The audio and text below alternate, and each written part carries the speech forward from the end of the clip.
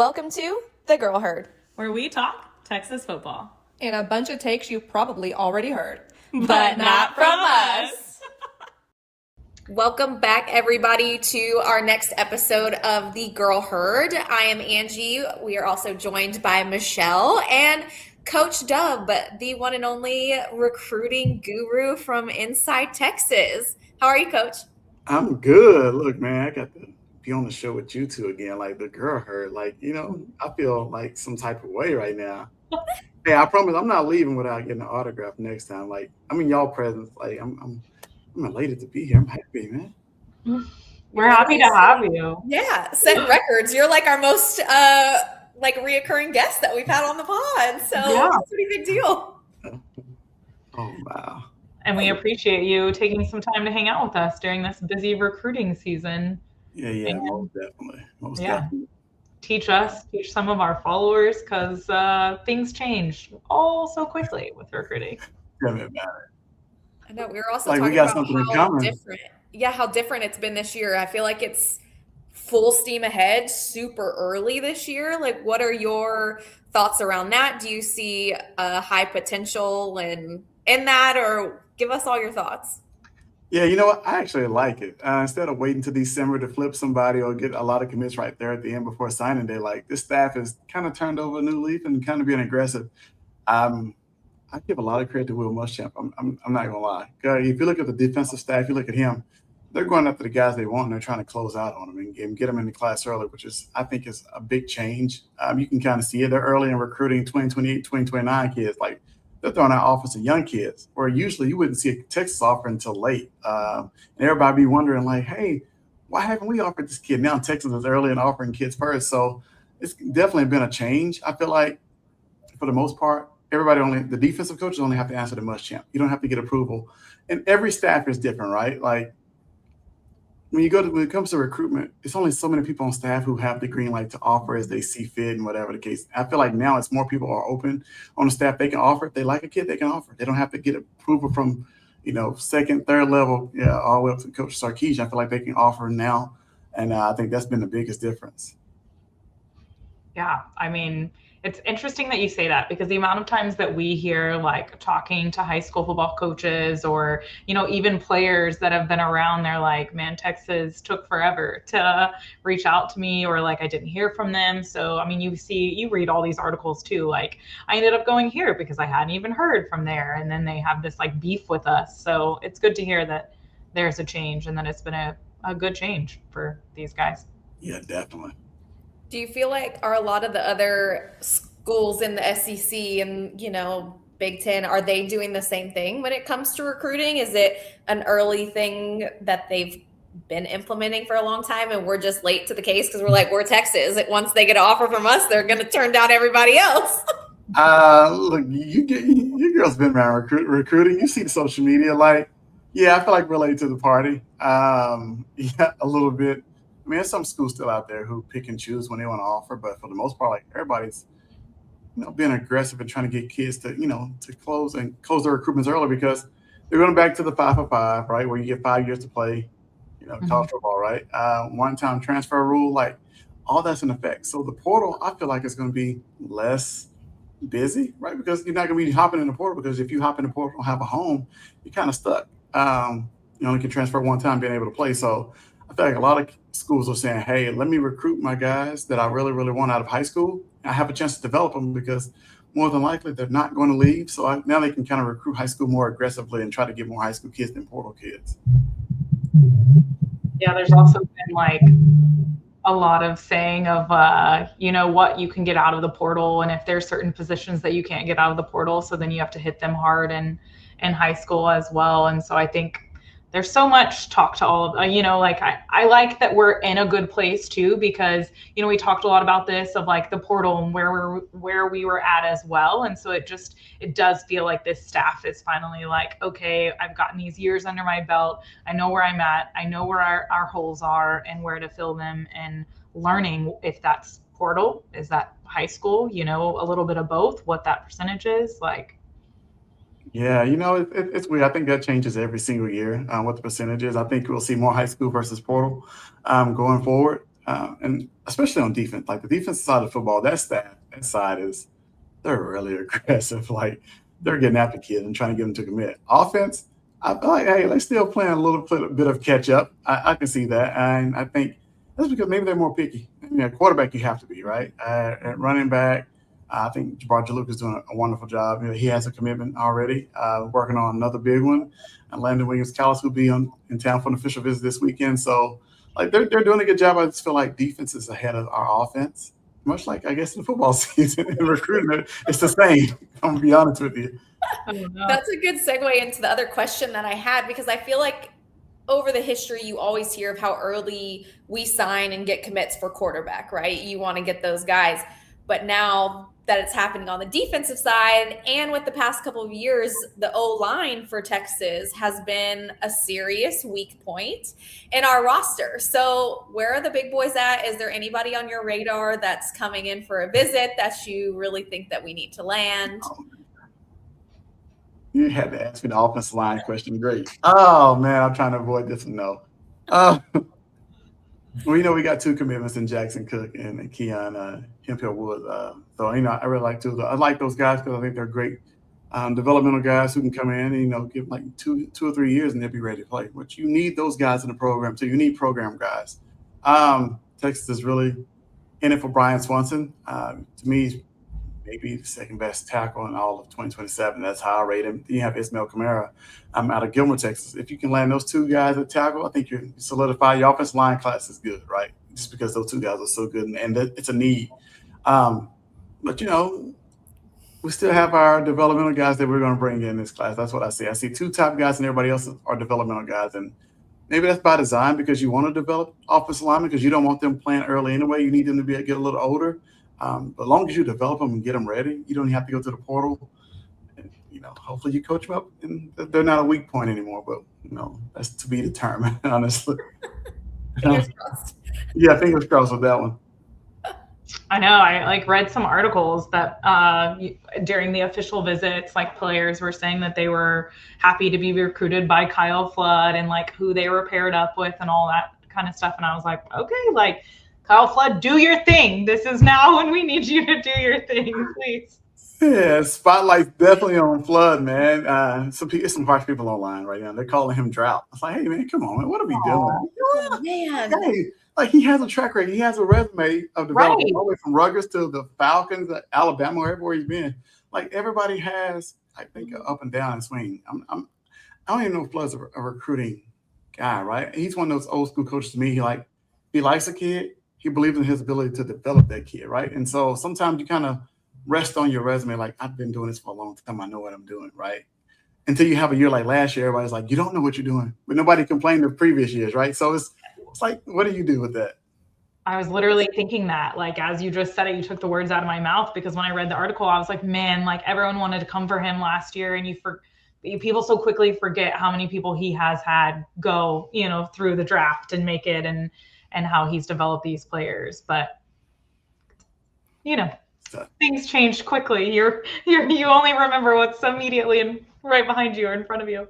Well, we got so many weeks till football season starts, and everybody be looking at the offensive line week 2 especially. Oh, man. With a serious magnifying glass. Yeah.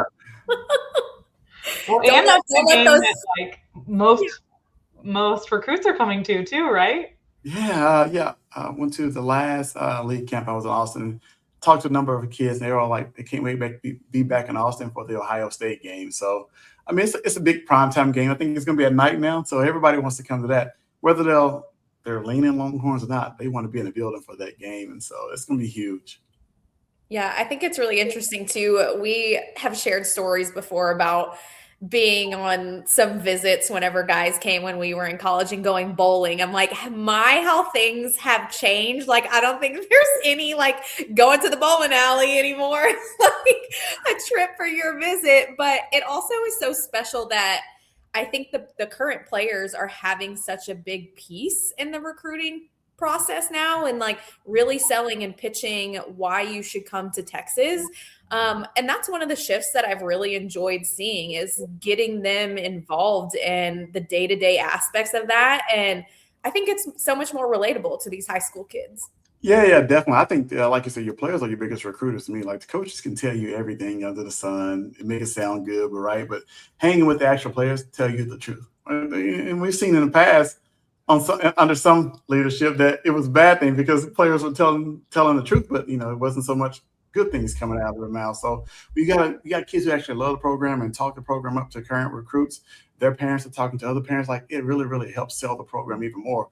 Because kids are going to be truthful. If they're disgruntled and mad, they're going to say that. Right? If they're happy and they feel like they've been developed and taken care of, they're going to say that too. So, for the most part, like all the kids on campus now, they're happy. They love it. They talk about development. They talk about the culture. Like I know everybody says that. It's like, oh, everybody says culture, but no, the culture was really, really great and awesome under Sarkeesian. And so they're actually able to tell that to the other kids when they come here. And I think they really fall in love with that because they're getting the honest truth. And that's what we want to hear. Like we want them to be able to get the real vibe of what they're going to be doing and tell them that Austin is the place to be because there's a lot of other college towns that may not be as fun, huh? That are not it. Not it. And I'm sure it's changed a lot since I don't know when you guys were part of like the team and the support staff and dance squad. Like it's changed like 20. I don't know how long ago it was, but like, look how much they built in Austin. So there's like so much to do now, like more than it was then. So it's like, man, yeah, it's hard to pass up. overwhelming. It is. Okay, so Mr. Mastermind here of recruiting, out of any position, I guess, give us your maybe top 3 recruits that you're looking forward to in the next coming weeks and going into season. All right, so I'll start with defense. I'll go John Meredith. He's number 1 corner in the nation. And John's really good, man. You need to shut down corner because it makes the defense a lot easier if you got one guy to take away one side of the field, and he can do that easily. And so I like that. I would have to say the next would be either Ismael Camaro or Brian Swanson. I think it's 1A, 1B because they both play tackle, offensive tackle. If you protect the quarterback and you can run the football, I think that's key. So now you got offense and defense taken care of. I had to go another position, a third guy. I'd probably go. Yeah. Wow, that's tough. That is really, really tough. I'm trying to think of another position like another key kid right now. How about this? How about keeping one in the class? Okay. I go Eastern Royal. Okay. Florida and LSU are really coming after him tough. I feel confident that he's going to stay, but those guys are making it tough. So I'll say keeping him in the class at receiver because he's just a special playmaker. Great list. You hit the offense sublime, so we love that as well. And he's like, I made sure to name some of that. Yeah. Besides offensive line, obviously, like we always love playmakers, which, Angie and I always talk about the defense as well. So corners we love. And then, offensive side, wide receivers, we got to have those. So. Yeah, definitely. Never have a shortage of receiver under Sarkeesian though. So, but it's rare that you find a dynamic guy who can just take a short pass and make everybody miss and go to the house. I don't feel like we have enough of those guys. I think we got guys who can run.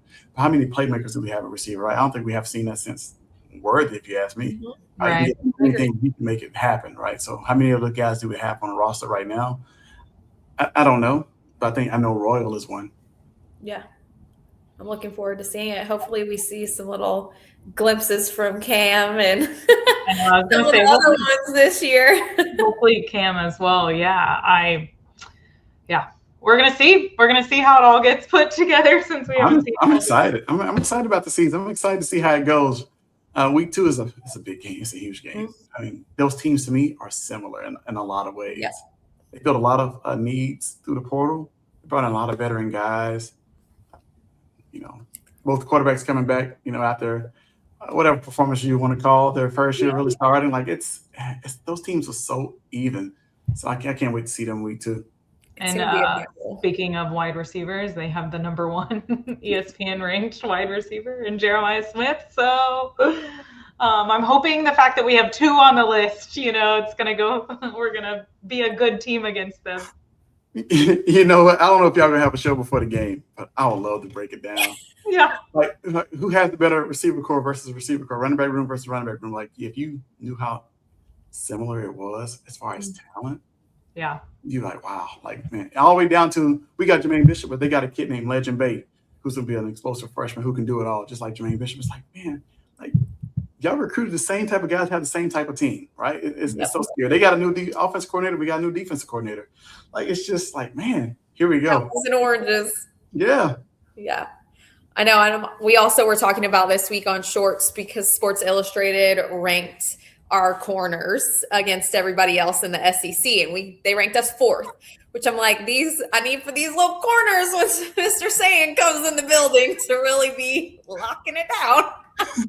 Yeah, that's tough. But, Jeremiah Smith is one part. All right. But you got Chris Henry Jr. I know he's a freshman, but it's a phenom. I mean, we tried to get him at the last second to, come to Texas. But they got a transfer from LSU in Kyle Parker, who is really good. Devin McEwen, he's a kid from Texas, out of Jacksonville, Texas. He was at UTSA, but now he's at Ohio State. I'm talking about fast. He might be the fastest guy on the field that Saturday. So they got a receiving core that you really have to worry about, right? Not just Jeremiah Smith. I feel like last year they had Cornell Tate. He was good. He got drafted first round, obviously, but I feel like they didn't have anything outside those two guys. Now they got a slew of receivers that they can throw to and make something happen. So it's like, yeah, these DBs are going to be on the island this year because there's going to be a lot more man coverage. Like, everybody knows if you get beat in man coverage because you're out there by yourself on the island. So if you get beat, it's your fault. It's no miscommunication. Yep. So this year, these guys got to step up on the island. But I think they're up for the challenge, dude. I like our guys too. I do too. And it just should make you all the more excited as a recruit. Like you said, even if you're not leaning Texas, you just want to be in the building. Yeah, sure. I would like to come for a visit and see this game live, please. And more so, I want to be on that dang field at some point. I want that to be me. Like, I want my jersey to be the one that's being called for. Yeah. Well, that's what I was thinking. It's either going to make or break recruits as well, right? Like, they're either going to be like, I want to come be that change, or, hey, I want to come and play with these guys, or whatever it may be. If they run away, no matter how the game ends up for Texas, it's like, well, we want you to come and be the change or fall right in, right? Yeah, that is so tricky sometimes, though, right? Like, and I only can speak like the Texas-Oklahoma game. It's like whoever wins that game, it's like recruits go to a losing team for some reason. Like, hey, what is this? Like, why are you going to the team that just lost? But for the reason you just said, they feel like maybe they can go help, and they see an opportunity to get on the field faster because the team is not as good. So sometimes that can be tricky. But if you're a fan of the Longhorns, then you want them to win. And most recruits, you'd be surprised on how much these kids who they didn't get to see the glory days of Vince Young and Colt McCoy, but for some reason they're still Texas fans. It's just the mystique of Austin. Like, yeah. I was a big fan of Texas for a long time in the city of Austin just because everything gets so much to do. I love Austin. Live music, it's the lake, it's the views, it's everything about Austin, right? And so these kids love it for the same reasons. And so to see that even now, and like I said, these kids were either in diapers or not born yet, and they still love Austin. So it's pretty cool to see. Yeah, Austin is like a pretty perfect little package tied with like a bow. Seriously. Yeah. We talk about this a lot, and I've been asked a lot recently, like about, friends or coworkers or whatever who are having kids that are looking for schools and where they should go. And I'm like, I'm a little biased, but as a college kid, Austin is pretty awesome to go to. That's what I'm talking about. Yeah. everything you can hope for is there. Truly. Well, Coach Dub, we greatly appreciate your time and coming to chat with us today about recruiting. One little final tidbit, because I don't know if people know, I don't even know if I know, like, what do you love most about recruiting and the recruiting process? Like, why is this your niche of what you love to talk about? Honestly, recruiting, I love to talk. So let me just say that first of all. Recruiting gives you a chance to talk to so many people. I'm great at building relationships. So just to give you a background, like I haven't always coached or did recruiting, right? I come from sales, and recruiting to me is like sales, but you get to meet so many people and build relationships. I love seeing kids have success. So if I get to see a kid that's getting recruited by a ton of colleges, I love to give advice. I love to help kids through the process. I love to take the kid who has 0 offers and help him get 1 or 2 offers just to get him started. Like, it's something about just helping the kids get to the next level, having success, being real with them too, telling them the truth about just everything college football is. I know being a Longhorn fan, I want every kid to go to Texas, but it's not realistic, right? And so I'll tell kids, I'll be honest, like, forget about the logo. Don't be a fan.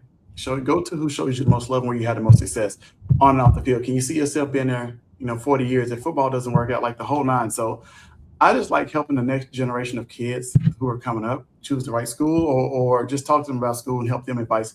I guess somebody I wish I had coming up. And so that's why I love recruiting, because it's a huge decision for kids, like where they decide they're going to go play football and live their life pretty much. And so I love being a part of that process.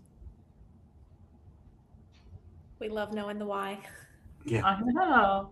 It's sweet. Yeah. As two people that are in, sales, business development roles, it's very true. Creating relationships and finding what's best for people. Solutions. There it is.